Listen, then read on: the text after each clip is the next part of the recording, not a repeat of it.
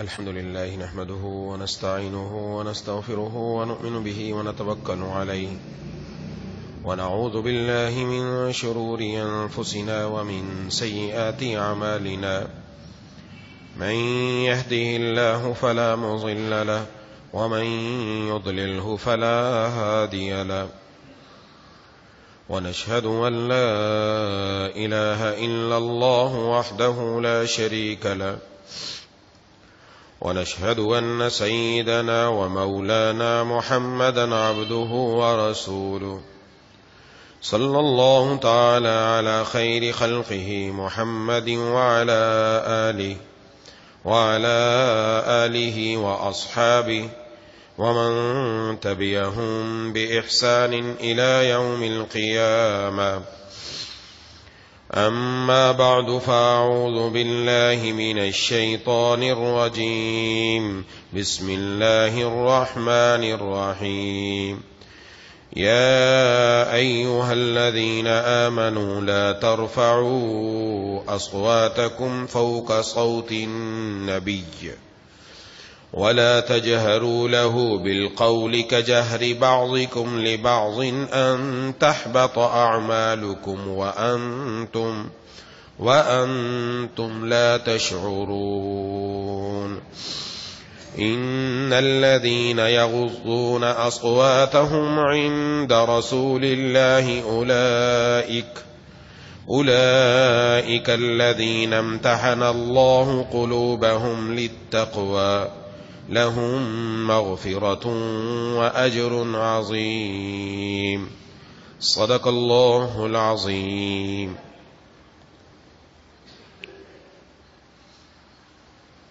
میرے دوستوں اور ساتھی،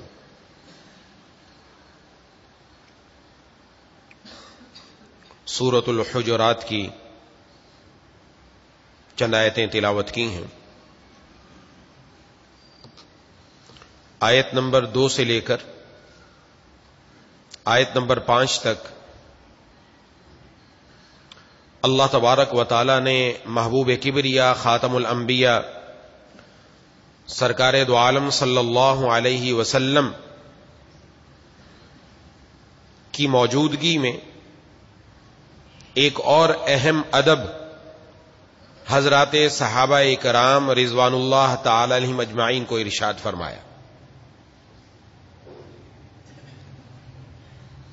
ارشاد فرمایا، یا ایھا الذین آمنوا، اے ایمان والو، لا ترفعوا اصواتکم فوق صوت النبی، اپنی آوازیں نبی کی آواز سے بلند مت کیا کرو. ولا تجهروا له بالقول كجهر بعضكم لبعض ان تحبط اعمالكم وانتم لا تشعرون، اور نہ ان سے بات کرتے ہوئے اس طرح زور سے بولا کرو جیسے تم ایک دوسرے سے زور سے بولتے ہو، کہیں ایسا نہ ہو کہ تمہارے اعمال برباد ہو جائیں اور تمہیں پتہ بھی نہ چلے. ان الذين يغضون اصواتهم عند رسول اللہ، یقین جانو جو لوگ اللہ کے رسول صلی اللہ علیہ وسلم کے پاس اپنی آوازیں نیچی رکھتے ہیں، اولئک الذین امتحن اللہ قلوبہم للتقوی، یہ وہی لوگ ہیں جن کے دلوں کو اللہ نے خوب جانچ کر تقوی کے لیے منتخب کر لیا ہے. لہم مغفرۃ واجر عظیم، ان کو مغفرت بھی حاصل ہے اور زبردست اجر بھی. ان الذین ینادونک من وراء الحجرات، اے پیغمبر جو لوگ تمہیں حجروں کے پیچھے سے آواز دیتے ہیں، اکثرهم لا یعقلون، ان میں سے اکثر کو عقل نہیں. ولو انہم صبروا، اور اگر یہ صبر کرتے، حتی تخرج الیہم، جب تک تم خود باہر نکل کر ان کے پاس آ جاتے، لکان خیر لہم، تو ان کے لیے بہتر ہوتا. واللہ غفور الرحیم، اور اللہ بہت بخشنے والا، بہت مہربان ہے. جیسا کہ میں نے عرض کیا تھا کہ جناب نبی کریم صلی اللہ علیہ وسلم کی موجودگی میں بعض حضرات صحابہ کرام رضوان اللہ علیہم اجمعین کی آپس میں گفتگو کرتے ہوئے آواز اونچی ہو گئی اور آپ صلی اللہ علیہ وسلم کی موجودگی میں جب آپ موجود ہوں آپ کے سامنے آواز بلند کرنا بے ادبی ہے. اس لیے پہلا حکم یہ ارشاد فرمایا کہ جہاں آپ صلی اللہ علیہ وسلم موجود ہوں وہاں تم اپنی آواز کو پست رکھو، آواز بلند نہ کرو، کیونکہ خطرہ ہے آپ صلی اللہ علیہ وسلم کی ذرا سی بے ادبی اور ذرا سی تکلیف تمہارے ایمان کو ہی ختم کر دے گی. معمولی بات نہیں ہے. بعض لوگ تمنا کرتے ہیں کاش ہم حضرات صحابہ کرام رضوان اللہ علیہم اجمعین کے دور میں ہوتے. یہ تمنا کرنا بے وقوفی کی بات ہے. ہم وہاں پر نہیں رہ سکتے تھے، ایک منٹ میں ایمان ختم ہو جاتا.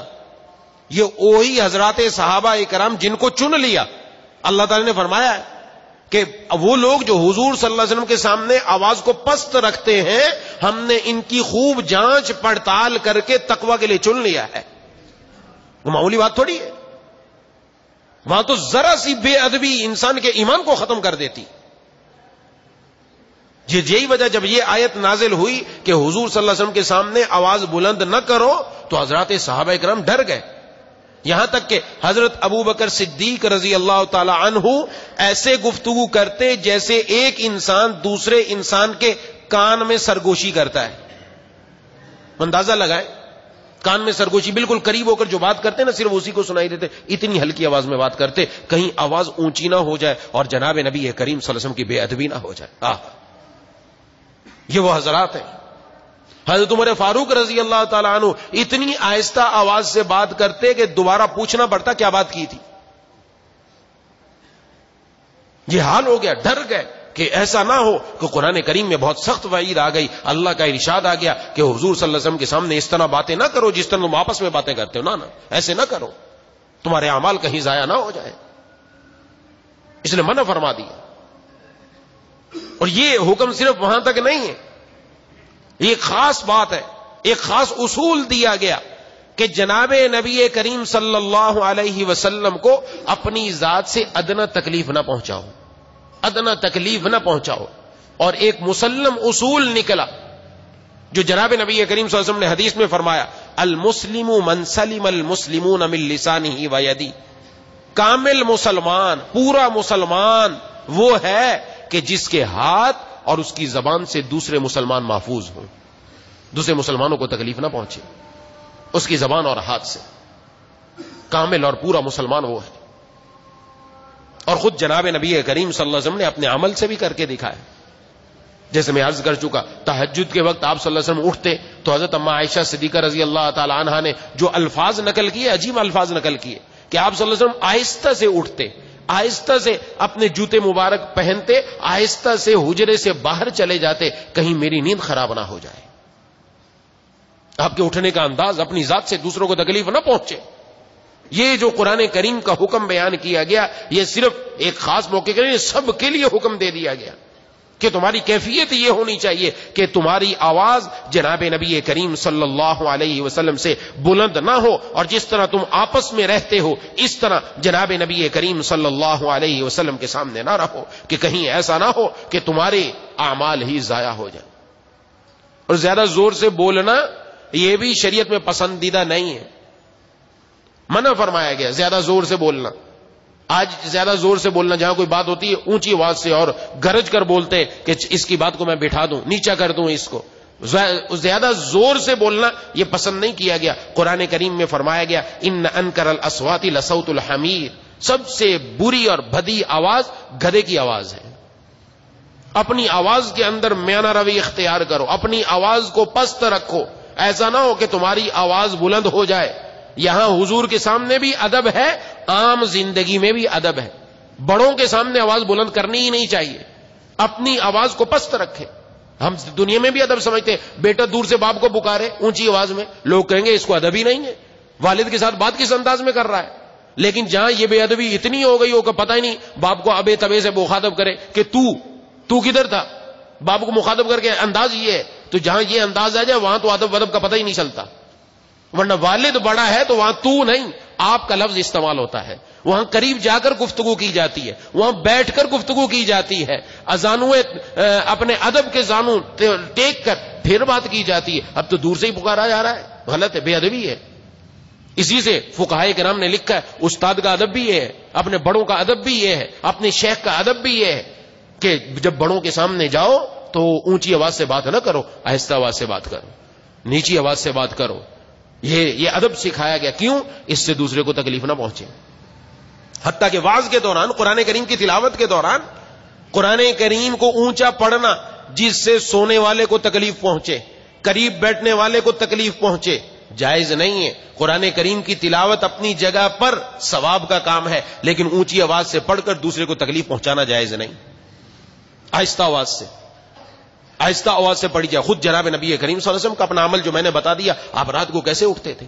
اب تو ہم دین کے نام پر ہمارے یہاں یہ ہو رہا ہے, لاؤڈ اسپیکر اب آ گئے, اب اس کے ساتھ تو محلے والوں کا جینا ہی حرام کر دیا جاتا ہے. جو تو ہیں دور دین سے, جنہوں نے تو گانے چلانے ہیں, ڈیک چلانے ہیں اور ساری رات برباد کر دینی, ان کی بات نہیں.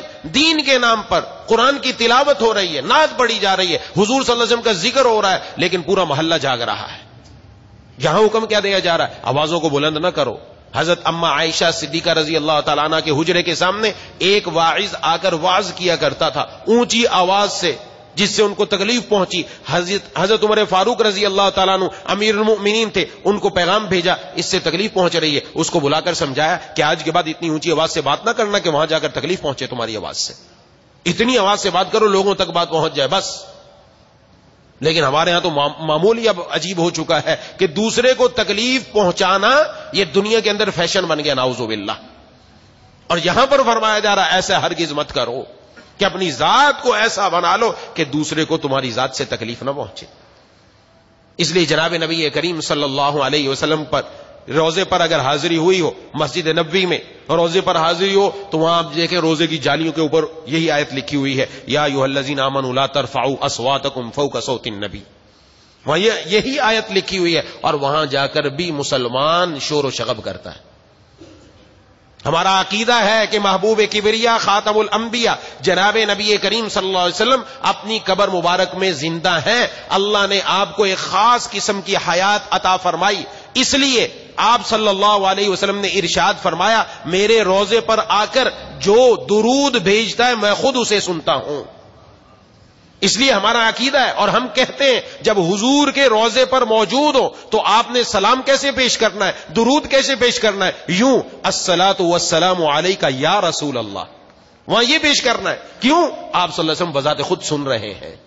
ہمارا عقیدہ ہے. اور ساتھ ہی ارشاد فرما دیا اور جو لوگ دور سے مجھے درود بھیجتے ہیں, فرمایا وہ فرشتے مجھ تک پہنچاتے ہیں. بڑوں کا ادب یہ ہوتا ہے, بڑوں تک بات دور سے نہیں پھینکی جاتی کہ دور سے پھینک دی, نہیں, فرشتے لیتے ہیں اس درود کو اور جناب نبی کریم صلی اللہ علیہ وسلم کی خدمت میں جا کر پیش کر دیتے ہیں کہ درود فلاں آدمی نے آپ کی خدمت میں درود پڑھا. اس لیے دور سے درود اللہم صلی علی محمد وعلی آل محمد کما صلیت علی, یہ پورا درود یہ والا صلی اللہ علی نبی الامی صلی اللہ علیہ وسلم, جو درود جس کو آتا ہے وہ اس انداز میں پڑھتا ہے, تاکہ دور والا درود اس انداز میں ہوگا اور حضور کے سامنے درود اس انداز میں ہوگا. یہ بتایا گیا. جناب نبی کریم صلی اللہ علیہ وسلم کے روزے پر حاضری ہو تو اس انداز میں جا کر تم وہاں جا کر اپنے اندر ادب رکھو. جب تک امت کے اندر ادب ہے کام بنتا رہے گا. بے ادبی انسان کو کہیں سے کہیں اٹھا کر پھینک دیتی. بے ادب انسان دنیا میں باقی نہیں رہتا. ادب پر اللہ تعالی بندے کو نواز دیتے ہیں. ادب پر ایک بڑے بزرگ ایک جگہ بیٹھ کر وضو فرما رہے تھے نہر کے کنارے. ظاہر پانی ادھر سے آ رہا ہے تو وہ یہاں بیٹھ کر وضو کر رہے ہیں. ایک اور آدمی آیا اور آ کر ان سے پہلے بیٹھ گیا اور وہاں وضو کرنے لگا تو دل میں خیال آیا میں یہاں وضو کروں گا, میرے وضو کا پانی اس نہر میں گرے گا, وہ اس بزرگ کے سامنے سے ہو کر جائے گا, یہ بے ادبی ہے. اٹھ گیا وہاں سے اور آگے جا کر بیٹھ کر وضو کیا کہ میرا پانی ان تک نہ جائے, ایسا نہ ہو کہ بے ادبی ہو جائے. جب انتقال ہوا اللہ نے اسی ادب پر اس بندے کی مغفرت فرما دی کہ تم نے ہمارے بندے کا ادب کیا تھا اس لیے مغفرت ہے. آج تو بے ادبی اتنی عام ہو گئی کہ بے ادبی کو بے ادبی سمجھا نہیں جاتا. والد کا ادب کیا ہے, والدین کے ساتھ گفتگو کیا کرنی ہے, استاد کے ساتھ کیسے بات کرنی ہے, اپنے شیخ سے بات کیسے کرنی ہے, اپنے بڑوں سے گفتگو کا انداز کیا ہونا چاہیے, یہاں یہ بتایا گیا ہے. اس سے بات سمجھ میں آتی ہے. یہ حکم ایسا نہیں ہے کہ بات ختم ہو گئی. جناب نبی کریم صلی اللہ علیہ وسلم کا جو ادب بیان کیا گیا وہ آپ بڑے ہیں سب کے, اس لیے ان کا ادب یہ, لہذا آئندہ امت کو بتایا گیا تمہارے جو بڑے ہیں ان کے ساتھ بھی ادب سے گفتگو کرو، ان کے ساتھ بھی گفتگو کا انداز یہ ہونا چاہیے. اور اس کے ساتھ دوسرا حکم ارشاد فرمایا، جو بنو تمیم کا وفد آیا تھا جناب نبی کریم صلی اللہ علیہ وسلم کی خدمت میں، تو آپ صلی اللہ علیہ وسلم اپنے حجرے مبارک میں آرام فرما رہے تھے. اب ان حضرات نے انتظار نہ کیا، بلکہ انتظار کرنے کی بجائے باہر سے آواز دینا شروع کر دی اور کہا کہ اے محمد صلی اللہ علیہ وسلم ہمارے لیے باہر نکلیے، اخرج الینا یا محمد. اس انداز میں خطاب کیا. اللہ کو پسند نہیں آیا. اللہ تبارک و تعالیٰ نے ارشاد فرمایا کہ جو لوگ آپ کو حجرے کے پیچھے سے اس طرح پکار رہے ہیں یہ بے عقل ہیں، ان کو سمجھ نہیں ہے. اگر یہ صبر کرتے، آپ خود باہر تشریف لاتے، یہ ان کے لیے بہتر تھا کہ باہر انتظار میں بیٹھ جاتے کہ خود جناب نبی کریم صلی اللہ علیہ وسلم باہر تشریف لائیں گے تو ہماری ملاقات ہو جائے گی. ظاہر ہے نماز کے لیے آپ باہر تشریف لائیں گے، دوسرے معمولات کے لیے باہر تشریف لائیں گے، تو باہر انتظار کرتے رہو. اندر سے نبی کو باہر نہ بلاؤ، بلکہ ادب یہ ہے باہر بیٹھ کر انتظار کرو، جب وہ آ جائے تو پھر ان سے ملاقات ہو جائے گی. بڑا اہم ادب. حضرت عبداللہ ابن عباس رضی اللہ تعالی عنہ جناب نبی کریم صلی اللہ علیہ وسلم کے چچا کے بیٹے ہیں. ان کی عمر چھوٹی تھی کہ جناب نبی کریم صلی اللہ علیہ وسلم دنیا سے رحلت فرما گئے. خود فرماتے ہیں کہ اب میرے دل میں آیا کہ آپ صلی اللہ علیہ وسلم تو دنیا سے تشریف لے گئے، آپ کی احادیث بہت سارے حضرات صحابہ کرام رضوان اللہ علیہم اجمعین کے پاس ہیں، تو میں ان کے پاس جا کر وہ احادیث حاصل کروں، علم حاصل کروں، علم نبوی حاصل کروں، حدیث کا علم لوں، تاکہ مجھے پتا چلے کہ آپ صلی اللہ علیہ وسلم کا فرمان کیا ہے. فرماتے میں جاتا، لیکن کسی صحابی کے گھر جا کر میں نے دروازہ نہیں بجایا، بلکہ باہر جا کر انتظار میں بیٹھ جاتا کہ جب یہ صحابی اپنی ضرورت کے لیے گھر سے باہر نکلیں گے ان سے درخواست کروں گا آپ نے حضور سے جو حدیث سنی ہے وہ مجھے بھی سنا دیجیے. سبحان اللہ. فرماتے ہیں عرب کی گرمی، تپتی ہوئی ریت، اور کبھی اتنی لو چلتی تھی اور اتنی گرد و غبار اڑتا تھا کہ میرے پورے چہرے پر، پورے جسم پر مٹی اور گرمی کی شدت، لیکن میں دروازے کے باہر بیٹھ کر انتظار کرتا. اندر سے صحابی نکلتے، دیکھے تھے کون ہے، حضور صلی اللہ علیہ وسلم کے چچا کے بیٹے. اٹھ کر سینے سے لگاتے کہ آپ ہمیں بتاتے، ہم باہر آ جاتے، ہم آپ کو بتاتے کہ حضور صلی اللہ علیہ وسلم کا یہ فرمان ہے. کہا نہیں، آپ کا ادب یہ ہے کہ میں آپ کو تکلیف نہ دوں، میں علم سیکھنے کے لیے آپ کے پاس آیا ہوں. یہ ادب جناب نبی کریم صلی اللہ علیہ وسلم کا جو ادب بیان کیا قرآن میں، وہ ادب حضرات صحابہ کرام نے اپنے اساتذہ کا کیا. یہ بتایا گیا کہ کسی کے ساتھ اگر معاملات ہے، اپنی ذات سے دوسرے کو تکلیف نہیں پہنچائی جا رہی ہے. یہ نہ دیکھیں، دوسرے کے آرام کا خیال کرنا، دوسرے کی تکلیف نہ دینا، اور دوسرے کو دیکھنا کہ اس وقت فارغ بھی ہے کہ نہیں. بعض لوگ ملاقات کے لیے آتے ہیں، ملاقات کے لیے آئے، اگلا نہیں ملا، ناراض ہو گئے کہ میں آیا تھا گھر پہ ملے ہی نہیں. یہ کوئی بات ہے؟ غصے ہو چل گئے. آپ صلی اللہ علیہ وسلم تشریف لائے، ایک صحابی کے گھر تشریف لائے، آپ نے آ کر اجازت مانگی اور السلام علیکم ورحمۃ اللہ کہا. ان صحابی نے جواب نہیں دیا. حدیث شریف میں حکم ہے 3 مرتبہ اجازت مانگو، 3 مرتبہ جواب آ جائے ٹھیک، نہیں آیا واپس چلے جاؤ. حکم یہ ہے.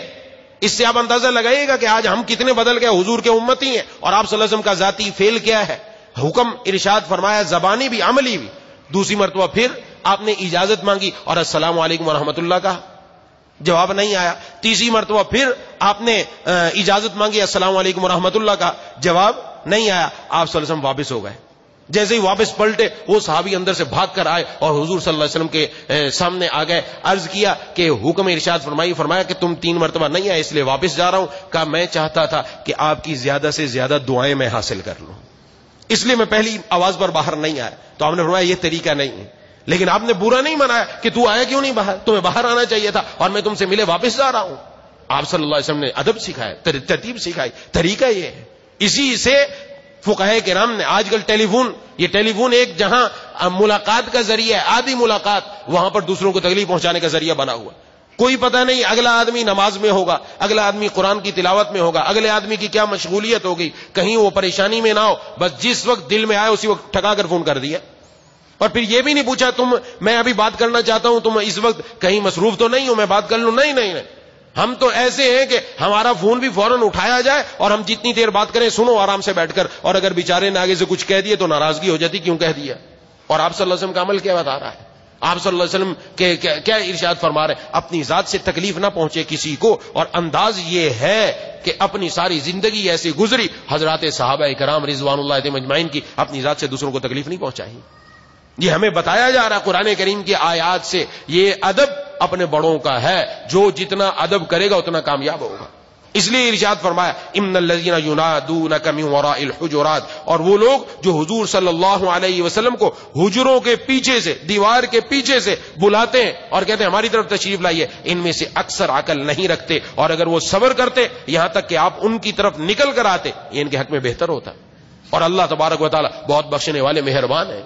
اپنی ذات کے اندر یہ چیز بنا لیجئے. جناب نبی کریم صلی اللہ علیہ وسلم کا طریقہ، یہ وہ اخلاق ہیں جو آج ہمارے اندر کم کم نظر آتے ہیں. اپنی ذات میں وہ چیز بنا لیجئے، میری ذات سے کوئی تکلیف نہ پہنچے. ہمارا کوئی حق نہیں بنتا دوسرے کے ذمے میں کہ اس نے یہ کیوں نہیں کیا، میرا فون کیوں نہیں اٹھایا، میں اس کے دروازے پر گیا کیوں نہیں آیا. ہو سکتا ہے کسی مصروفیت میں ہو سکتا ہے وہ قضاء حاجت کے لیے گیا ہوا ہو سکتا ہے اس وقت وہ نیند میں ہو، 10 مسئلے ہو سکتے ہیں. انسان اچھا گمان رکھ کر ایک طرف ہو جائے، کوئی پریشانی کی بات نہیں ہے، لیکن اس چیز کو اپنی ذات میں لے آنا اور اسے لڑنا جھگڑنا، اس کی اجازت نہیں دی گئی. اور جناب نبی کریم صلی اللہ علیہ وسلم کے روزے پر جب حاضری ہو، وہاں پہ اس ادب کا خیال ہو کہ اللہ تبارک و تعالی الحمدللہ دوبارہ مسلمانوں کے لیے وہ ترتیب عطا فرما رہے ہیں کہ جانے کے لیے آسانی ہو رہی ہے. اللہ تبارک و تعالی تمام مسلمانوں کو اسی طرح بلکہ پہلے سے بڑھ کر مکہ اور مدینے کو آباد و شاد فرما دے. دعا کرتے رہنا چاہیے. الحمدللہ اسباب بن رہے ہیں، وہاں جا کر بھی اس کا خیال رکھنا ضروری ہے، کیونکہ وہاں جتنی بے ادبی ہوئی یہ سمجھے اس کا نتیجہ تھا کہ ہمارا جانا بند ہو گیا. جتنی بے ادبی وہاں حضور صلی اللہ علیہ وسلم کے روزے انور پر کھڑا ہے اور اپنی سیلفی لے رہا ہے کہ میں حضور صلی اللہ علیہ وسلم کے روزے پر کھڑا ہوں، سیلفی لی جا رہی ہے. یہ کس کے سامنے کھڑے ہو؟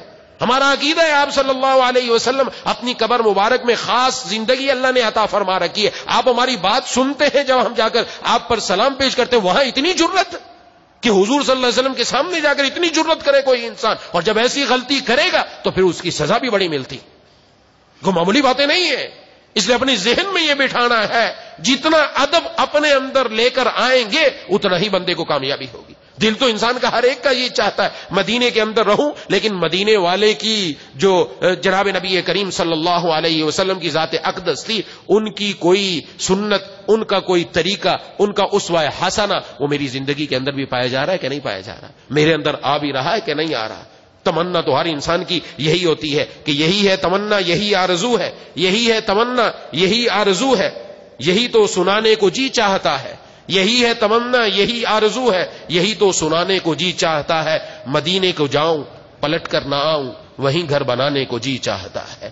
مدینے کو جاؤں پلٹ کر نہ آؤں، وہیں گھر بنانے کو جی چاہتا ہے.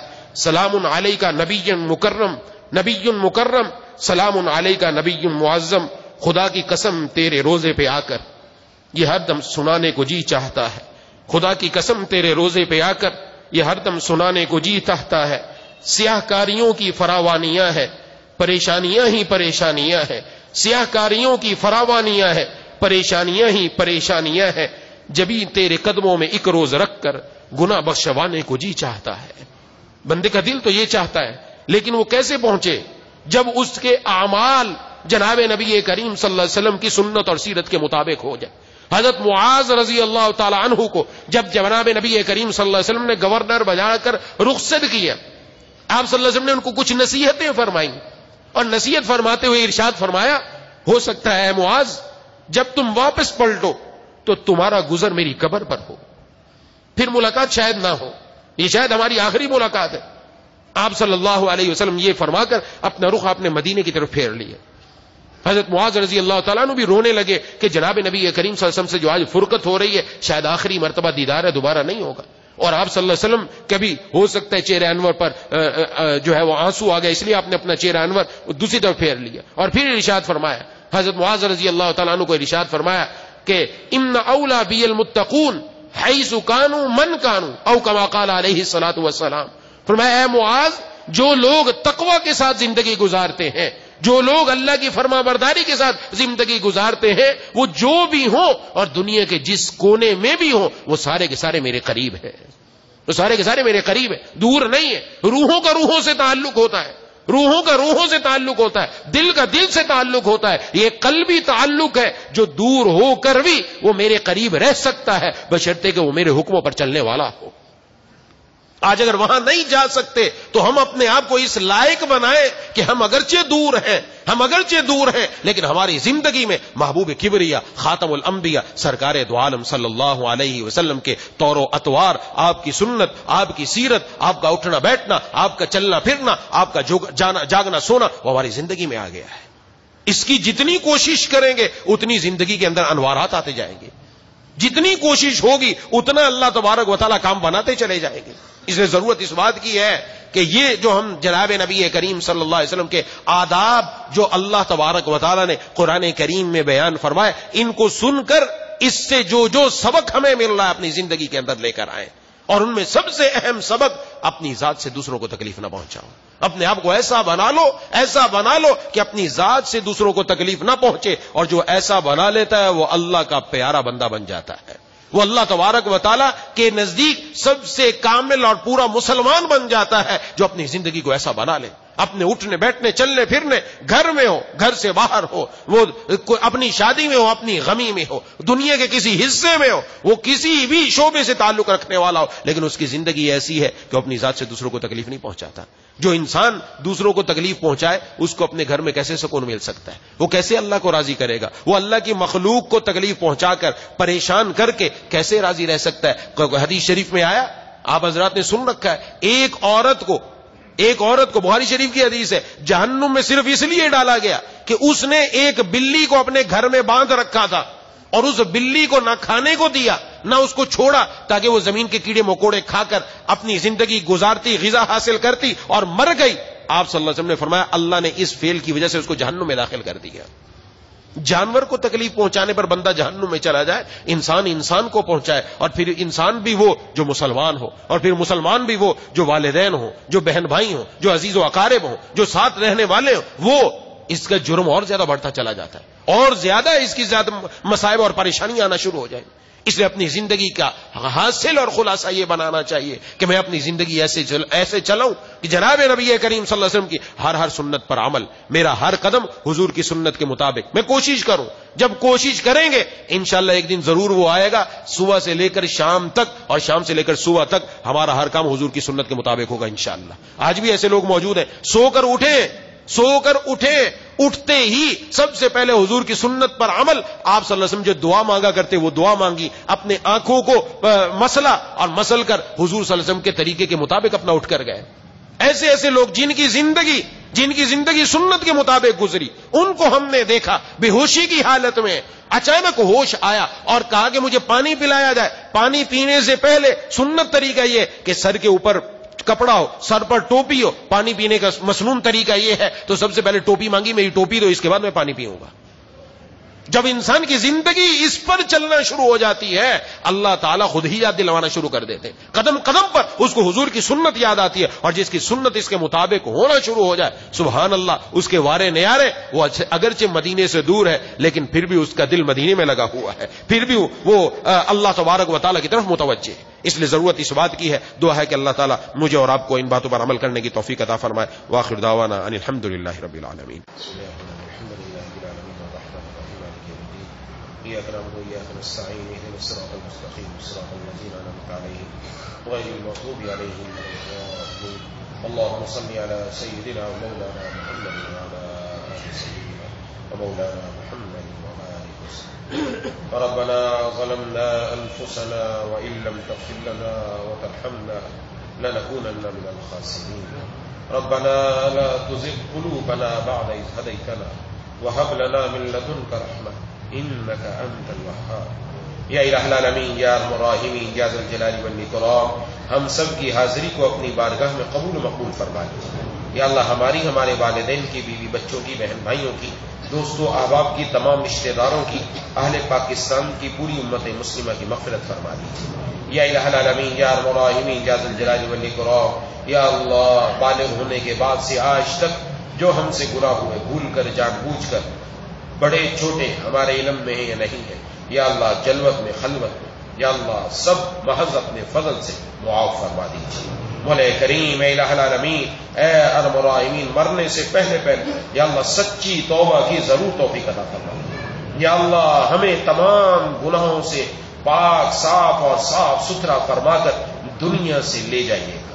مولا کریم اے الہ العالمین اے ارحم الراحمین یا ذا الجلال والاکرام، ہم میں سے جو بیمار ہیں، گھروں میں جو بیمار ہیں، دوست و احباب میں جو بیمار ہیں، جنہوں نے اپنے بیماروں کے لیے دعا کے لیے کہا ہے، یہ کہنا چاہتے تھے نہیں کہہ سکے یا امید رکھتے ہیں یا پیغام پہنچایا نہ پہنچ سکا، سب کو شفائے کاملہ عاجلہ مستمرہ عطا فرما۔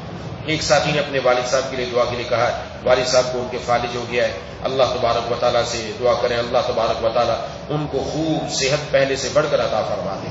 اور ایک ساتھی محمد اسماعیل ہے، دل کا دورہ پڑ گیا، ان کو دماغ کی رگ بھی پھٹ گئی ہے، اسپتال میں داخل ہے، یا الہ العالمین یا ارحم الراحمین یا ذا الجلال والاکرام ان کو بھی یا اللہ مکمل پہلے سے بہتر جلد از جلد صحت یاب فرما دیجیے۔ مولا کریم الہ العالمین یا ارحم الراحمین یا ذا الجلال والاکرام یا اللہ جتنے بیمار ہسپتالوں میں، گھروں میں، جہاں بھی جن کا جو علاج ہو رہا ہے، مولا کریم اسی علاج میں ان سب کی شفا رکھ دیجیے۔ اے الہ العالمین سب کو صحت اور قوت عطا فرما دیجیے یا اللہ یا الہ العالمین یا ارحم الراحمین یا ذا الجلال والاکرام۔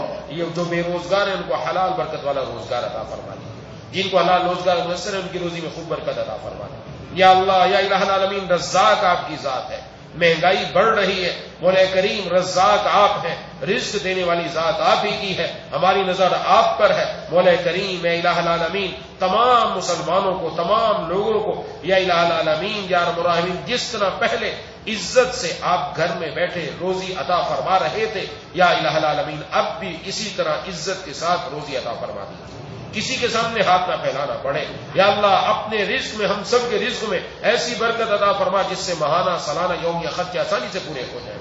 اے الہ العالمین جو ہم میں سے قرض دار ہیں یا اللہ ان کا بھی غیب سے قرض ادا کرنے کی یا اللہ ترتیب بنوا دیجیے، مولا کریم اپنے غیب کے خزانوں سے اس کو بھی اتروا دیجیے یا الہ العالمین یا ارحم الراحمین یا کریم یا حلیم یا واسع المغفرہ یا کریم یا حلیم یا واسع المغفرہ یا کریم یا حلیم یا حلیم یا واسع المغفرہ یا اللہ اپنے محبوب صلی اللہ علیہ وسلم کی پوری امت کی یا اللہ مسلمانوں کی مغفرت فرما کر یا اللہ خاتمہ ایمان پر نصیب فرما کر قبر کے عذاب سے بچا کر کل قیامت والے دن اپنے محبوب صلی اللہ علیہ وسلم کے ہاتھوں حوض کوثر نصیب فرما کر بغیر حساب و کتاب کی جنت میں دخول اولی عطا فرما یا الہ العالمین یا ارحم الراحمین۔ تبلیغی اجتماع چل رہا ہے مولا کریم، جتنے لوگ اس میں موجود ہیں، جو ابھی راستوں میں پہنچ رہے ہیں، دنیا بھر سے لوگ آئے یا اللہ سب کی دائیں بائیں، اوپر نیچے، سامنے پیچھے، ہر طرف سے حفاظت فرما دیجیے یا اللہ۔ اس